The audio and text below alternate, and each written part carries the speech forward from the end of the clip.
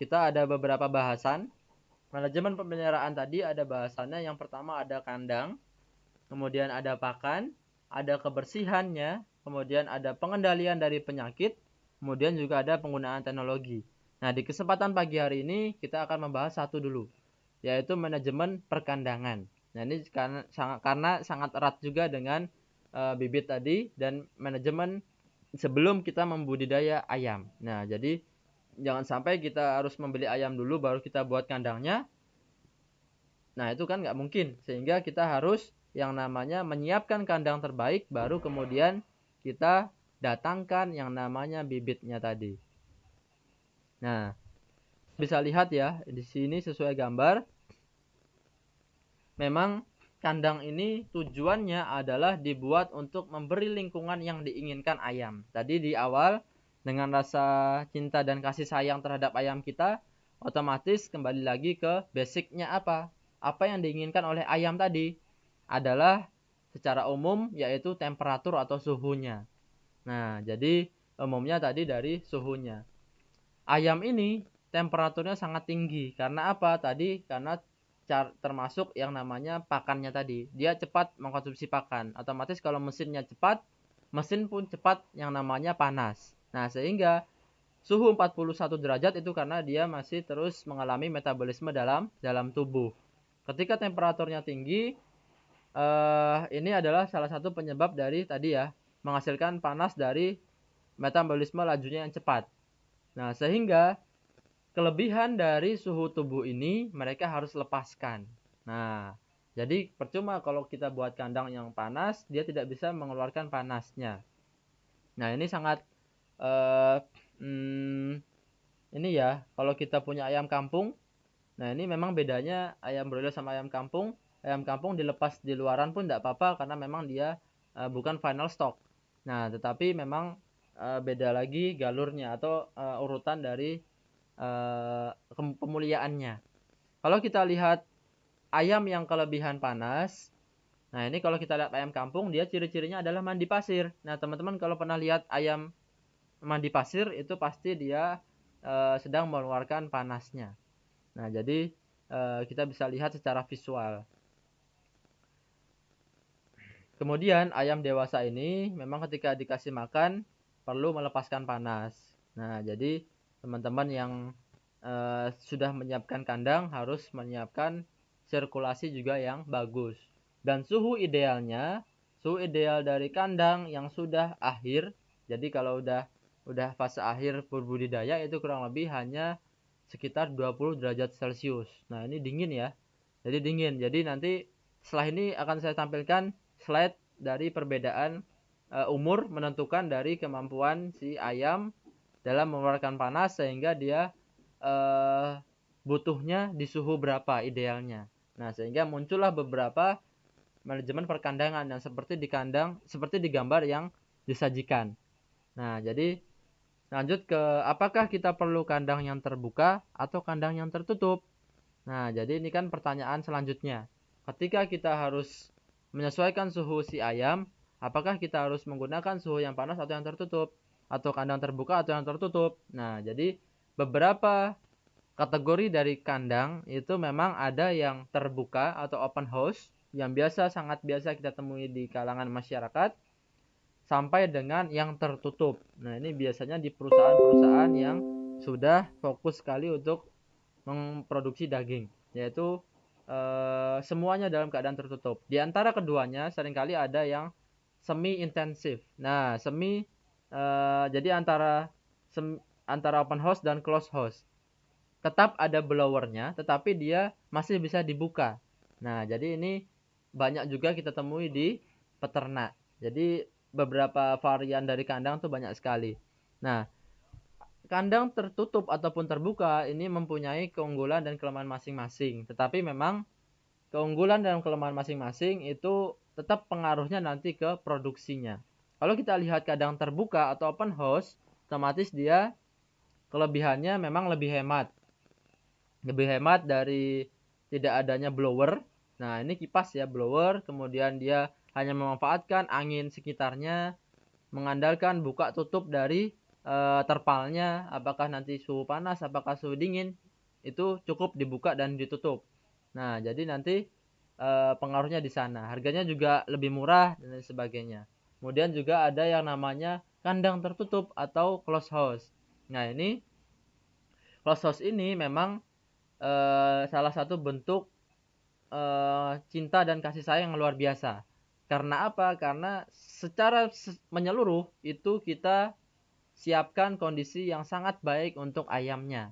Jadi di kondisi yang tertutup tersebut kita berikan blower. Nah, ibarat kita kalau manusia mungkin AC ya, untuk mendinginkan maupun menghangatkan. Ketika dia masih kecil, otomatis suhunya masih sangat tinggi yang dibutuhkan. Ketika makin besar, suhu makin rendah. Ketika musim panas, dia tinggal nyalakan blowernya. Sehingga musim dingin, seringkali kalau terlampau dingin, dihangatkan. Nah, ini butuh investasi juga yang tinggi, yang luar biasa, sehingga bisa menghasilkan produksi yang baik. Kemudian di daerah panas atau dingin. Nah, jadi kalau di Jogja ada daerah yang namanya Kaliurang. Di situ juga banyak pembudidaya ayam, baik itu petelur maupun broiler.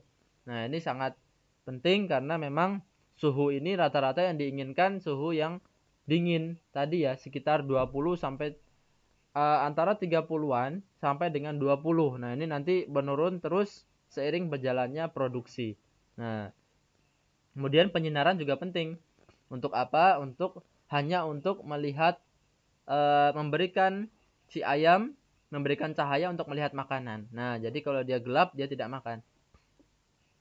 Sehingga kalau kita ingin lebih cepat, kita nyalakan lampu. Namun juga tetap harus waspada, tetap harus diatur karena juga ayam membutuhkan fase istirahat. Sehingga ada yang penelitian lamanya penyinaran terhadap produksi itu juga ada. Nah, jadi hasil-hasil yang bagus itu juga sudah ada, tetapi signifikannya di ayam petelur. Nah, nanti mungkin setelah ini atau kapan-kapan kita akan membahas ayam petelur. Karena apa? Karena si ayam itu memproduksi telur biasanya di kondisi yang gelap, tetapi dia menelurkan itu di kondisi yang terang. Nah, jadi pagi-pagi itu dia biasanya bertelur kondisi yang sudah terang, tapi malamnya itu perlu kita gelapkan.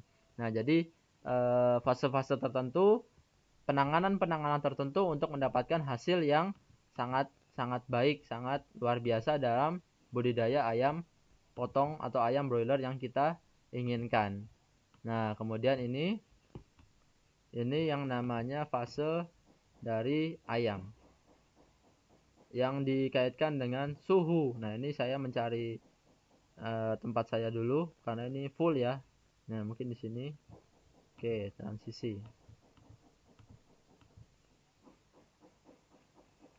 Nah, ini sudah masuk. Ada yang namanya pengecekan.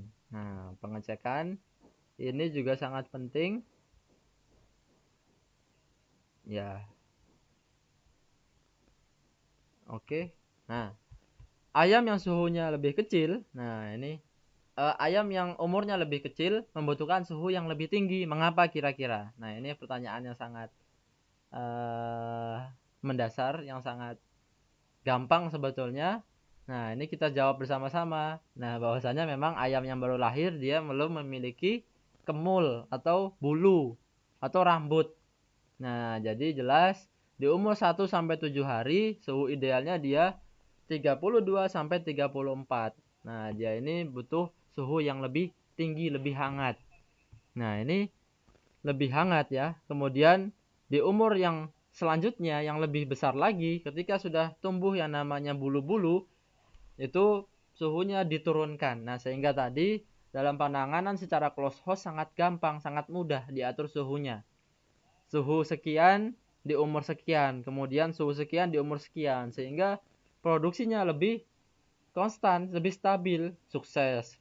Di peternakan pertama sukses, selanjutnya sukses, sukses selanjutnya karena memang penanganannya lebih bagus.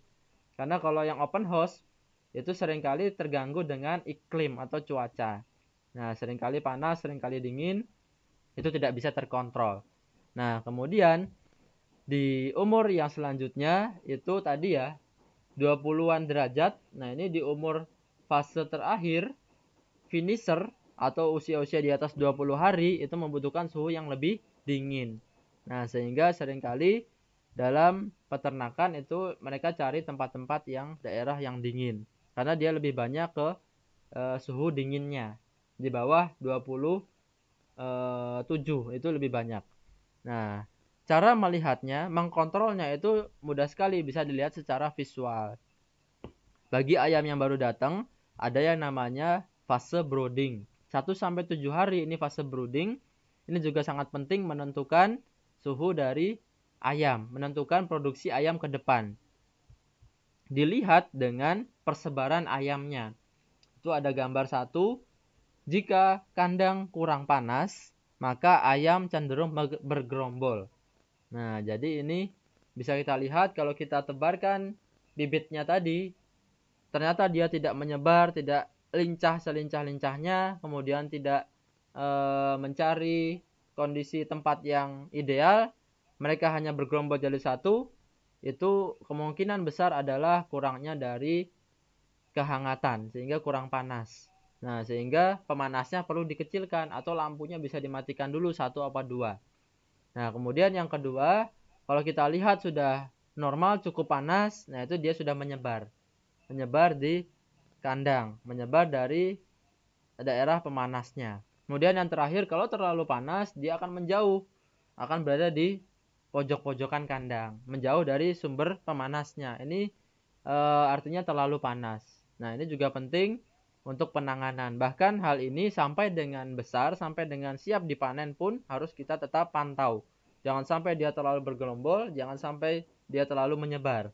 Karena juga ada beberapa kasus yang terdekat adalah di Bantul, daerah dekat kami, itu bahwasanya memang ada kondisi di mana lampu itu mati, atau kalau daerah-daerah teman-teman semua masih sering mati lampu, itu perlu waspada. Nah, karena ketika mati lampu hanya 4 jam, kurang lebih 4 jam, ayam akan terlalu dingin, mengalami kondisi yang dingin. Sehingga bukan lagi bergerombol, tetapi mereka tumpuk-tumpukan. Nah, sehingga yang paling bawah itu yang mati. Paling bawah mati, atasnya lagi mati, beberapa hanya 4 jam itu tidak kurang sekitar 60%-70% mati di kandang. Karena memang perlu sekali penanganan dari suhu pemanasan seperti ini. Nah, mengapa sangat penting? Karena yang namanya ayam itu tidak punya kelenjar keringat. Nah, ini teman-teman perlu ketahui, ayam tidak punya kelenjar keringat. Apa pernah lihat ayam yang keringetan, yang kita kejar, kemudian berkeringat gobios? Nah, apakah pernah dengar? Pernah lihat? Nah, kan pasti tidak ada. Kalau kita lihat biasanya yang gobios itu yang sering makan ayam yang sudah digeprek. Nah, karena pedas. Nah, jadi yang namanya ayam kalau di kandang itu tidak ada yang namanya ayam keringetan. Tidak ada ayam yang gobios. Yang ada ayam penting namanya. Penting itu seperti terengah-engah. Nah, jadi kalau terengah-engah itu ya seperti ikan di dasar kolam itu ya, seperti mangap-mangap. Tandanya ayam terlalu panas, menginginkan kondisi yang ideal, sehingga perlu ditangani dengan penanganan dari kandangnya. Nah, sehingga hal-hal seperti itu yang sebaiknya kita semua ketahui, sehingga kita bisa tingkatkan produksi ayam, produksi peternakan ayam kita, sehingga tadi dasar dari kebutuhan akan daging, kemudian kebutuhan akan peningkatan konsumsi protein hewani, sehingga kita akan menyerupai negara-negara di luar sana yang konsumsinya bagus, konsumsinya tinggi, apalagi di negara maju, sehingga kita mampu untuk bersaing dengan kondisi pemenuhan produksi protein hewani. Nah, jadi kurang lebih kesempatan kita pada pagi hari ini ditutup dengan manajemen kandang ini. Mudah-mudahan di kesempatan selanjutnya teman-teman juga bisa ikut, teman-teman juga bisa bergabung, ataupun jika berhalangan bisa melihat video yang hasil rekamannya. Nah, jadi seperti itu, silahkan. Mungkin ini 1 jam ya, 1 jam kita sudah berjalan. Jika ada pertanyaan mungkin dicantumkan di chatting saja, di chat saja. Mudah-mudahan ada kesempatan kami untuk membalasnya.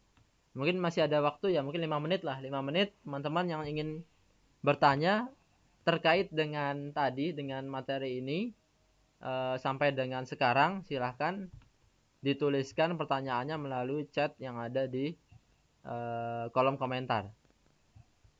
Ngawi hadir, Aji Barang hadir, Pati hadir, Temanggung hadir. Nah, silahkan. Batam hadir, Magelang hadir.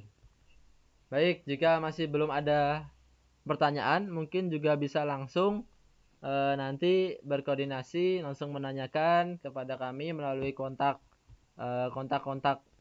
konsultasi yang ada. Jika memang peternakan, silakan langsung menghubungi saya di nomor telepon 0811 2792 004.